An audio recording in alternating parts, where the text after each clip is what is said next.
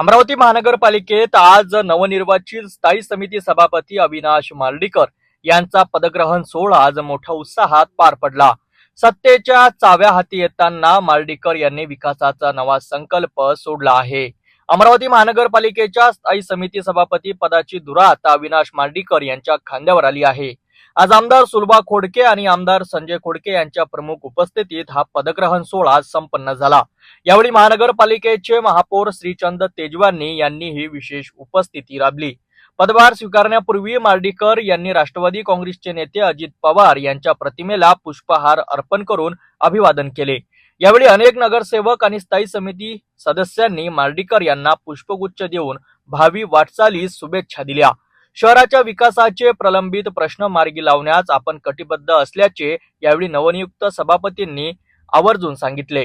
सर्वप्रथम महिला दिनाच्या सगळ्या या ठिकाणी उपस्थित असलेल्या माझ्या महिला भगिनींना खूप खूप शुभेच्छा। या ठिकाणी स्थायी समितीचं पदाचं पदग्रहण करत असताना अमरावती महानगरपालिकेचे सन्माननीय महापौर या ठिकाणी बोलले की अमरावती महानगरपालिका में आपके पास दो आमदार है, वो अपनी तिजोरी भर के देने वाले हैं, इसमें कोई शक नहीं, वो भर के देने वाले हैं। पण महानगरपालिकेचा विषय असा आहे, आर्थिक स्थिती कशी असली तरी महानगरपालिका काही बंद पडली नाही, चालूच आहे। ही परिस्थिती याच्या आधी अशीच होती, आता अशीच राहणार आहे। या महानगरपालिकेत 3 प्राधिकरण आहेत। या 3 प्राधिकरणापैकी पहिलं प्राधिकरण म्हणजे धोरण ठरवणे, पॉलिसी ठरवण्याचं प्राधिकरण म्हणजे सन्माननीय महापौर।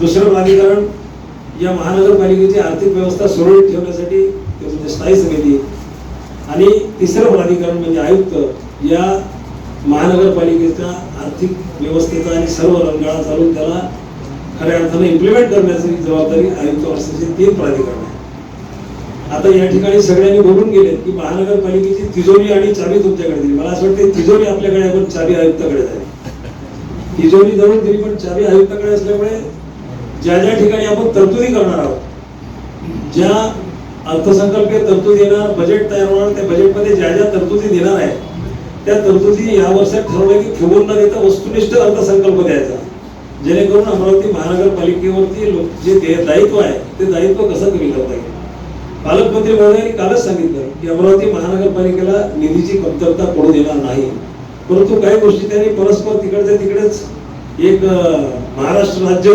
पायाभूत सुविधा विकास मंडळ निर्माण करून त्या हेडवरून सगळे शासनाचे येणारे पैसे वाढते झाले। हरकत नाही, चालेल, तरी पण त्यांनी सांगितलं। आणि आता आदरणीय संजय भाऊंनी सांगितलं की अमरावती महानगरपालिकेला, ताईंनी पण सांगितलं की अमरावती महानगरपालिकेला यावर्षी आम्ही 100 कोटी मागितले, पण माननीय मुख्यमंत्री महोदयांनी 50 कोटी त्यासाठी दिले। निश्चितपणे अमरावती महानगरपालिकेला विकासासाठी हे निधी उपलब्ध करून देणारे दोन्ही नेते आहेत आणि राज्यातले माननीय मुख्यमंत्री आणि पालकमंत्री सुद्धा आपल्यासोबत आहेत।